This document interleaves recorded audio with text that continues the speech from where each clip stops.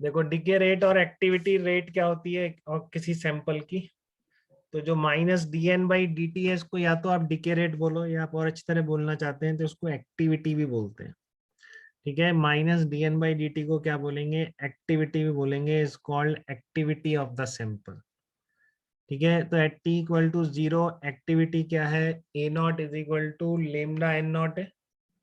ठीक है, eight t equal to 0 आपकी एक्टिविटी कितनी है, लेमडा इंटू n0। ऐसा क्यों कह रहा हूं मैं, क्योंकि t इक्वल टू 0 पर जो आपके नंबर ऑफ न्यूक्लियाई है वो n0 है ना, किसी भी टाइम पे लिख दो, उस टाइम पर एक्टिविटी आ जाती है। t इक्वल टू 0 के लिखोगे तो ये एक्टिविटी t इक्वल टू 0 की बन जाएगी, तो मैंने उसको a0 बोल दिया। ठीक है, अब t टाइम पर एक्टिविटी कितनी होगी, लेमडा इंटू n होगी। ठीक है ना, t टाइम पर एक्टिविटी कितनी हो जाएगी, लेमडा इंटू n हो जाएगी t टाइम पर। ठीक है, तो अब क्या करोगे आप, इसकी जगह आप ये रख दो, देखो कैपिटल एन की जगह ये रख दो, n0 e raise to power minus lambda t रख दो। कैपिटल एन की जगह क्या आ जाएगा, n0 e raise to power minus lambda into t, और लेमडा n0 क्या है, a0 है। तो किसी भी टाइम पर एक्टिविटी में भी वही रिलेशन है, ये रिलेशन भी याद रखना है।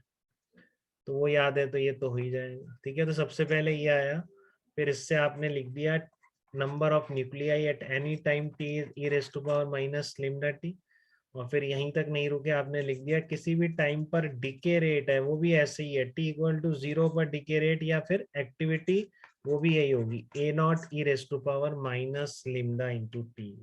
ठीक है, तो बहुत ज्यादा इंपॉर्टेंट बातें हैं, काफी क्वेश्चन हर साल मतलब आएगा ही आएगा, आप समझ लो, मेंस में एडवांस में इस तरह के डिके के लॉ पर। ठीक है, ये एक न्यूक्लियस के दूसरे में कन्वर्ट होने की रेट किसी भी टाइम पर क्या है, अगर t इक्वल टू 0 पर आपको पता है तो। ऐसा यूनिट बहुत इंपॉर्टेंट है एक्टिविटी की, बैकरेल होती है, 1 becquerel is equal to 1 disintegration per second, but popular unit curie होती है। तो ये रिलेशन बहुत क्रूशियल है, अगर आप भूल गए तो एक मेजर प्रॉब्लम आपका गलत हो सकता है। ठीक है, हो सकता है ना गिवन हो उसने कि 1 curie is equal to 3.7 into 10⁻10 becquerel या फिर डिसइंटीग्रेशन पर सेकेंड। तो जनरली क्यूरी में आपको डिके रेट देते हैं। ठीक है, तो क्यूरी का बैकरेल में या एसआई यूनिट में कन्वर्ट याद होना चाहिए। एक रदरफोर्ड करके भी यूनिट होती है, वो भी आप ध्यान रख सकते हैं, वो होती है 10⁻6 डिके पर सेकेंड या 10⁻6 बैकरेल। वो सबसे ज्यादा पॉपुलर यूनिट क्यूरी है इसकी। ठीक है, एक्टिविटी की, रेडियो एक्टिव मटेरियल की।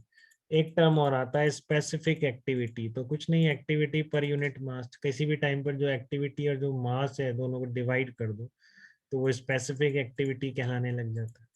ठीक है, तो अब हम हाफ लाइफ की बात करेंगे। तो आपके अभी तक याद करने वाला एक तो पहला तो ये था, ठीक है, दूसरा ये था, और तीसरा ये एक्टिविटी थी, 3 आए। अब आएगी बात हाफ लाइफ की। हाफ लाइफ से आपका क्या मतलब है।